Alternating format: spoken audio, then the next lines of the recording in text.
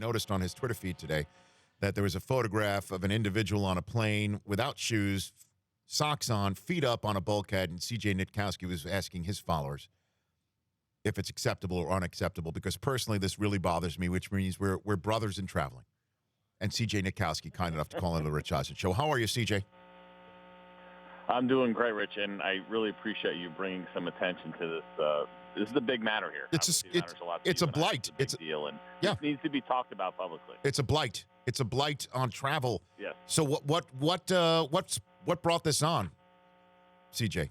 Well, I'm just sitting there. I travel like you. I travel a lot all the time, especially during the baseball season. I'm logging a ton of miles, and as I get older, I get a little more of the kind of get off my front lawn, get a little more irritated with things that I don't find socially acceptable, and I just happen to look up, and 2 seats in front of me, I get to see this guy's socks that are higher than his head, and everybody in our cabin got a nice look at these. No matter where you were sitting, you could not avoid the view of this guy's feet, and it's just always been a pet peeve of mine. Yeah. I have whatever the opposite of a foot fetish is. I have the opposite of that, and so I don't enjoy it. But in your 10 years in the major leagues, CJ, what is the rule of thumb amongst major leaguers of this sort of activity on flights? That's a fair question, actually, because it's a little bit different because you have a lot more space.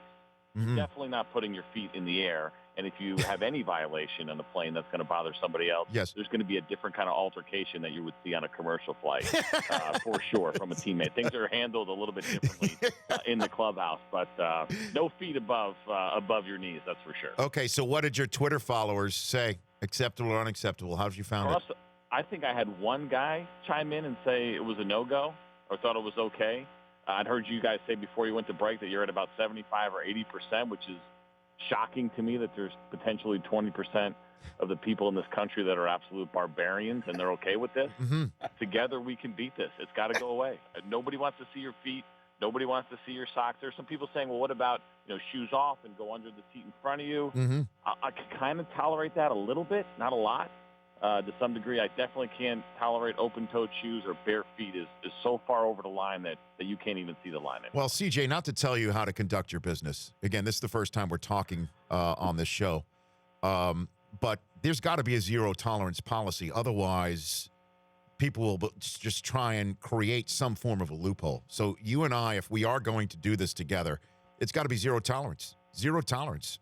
Shoes on, man. 100%. Okay. The issue you run into is what could the legitimate penalties be without us getting in trouble, without us getting yelled at for not having tolerance for what other people and other cultures might want to bring to the table here in the States. So that's the issue we run into. But like I said, I wouldn't mind getting together with some bright minds and putting a charter together for what is acceptable and not acceptable on airplanes, because it seems, obviously those years of playing baseball, it was mostly chartered flights and not a lot of commercial unless you're in the minor league.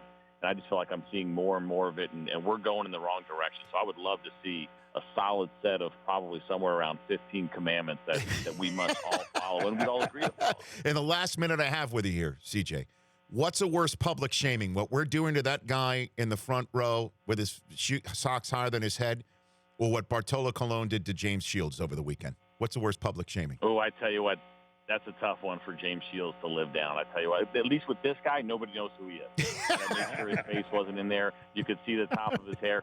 Everybody knows that James Shields allowed that home run to Bartolo Colon, which could end up being maybe the greatest moment in Major League Baseball in 2016. And he is going to be seen in that highlight every single time. It's a cookie. It was a cookie right there.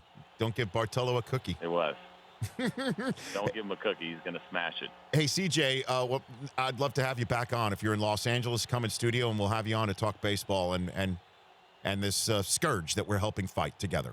Okay, CJ? Absolutely. I'd love to. I'm here most of the baseball season. I'd love to do it. Beautiful. Thank you. That's CJ Nitkowski, fighting the good fight. The Rich Eisen Show, weekdays at noon Eastern on Audience.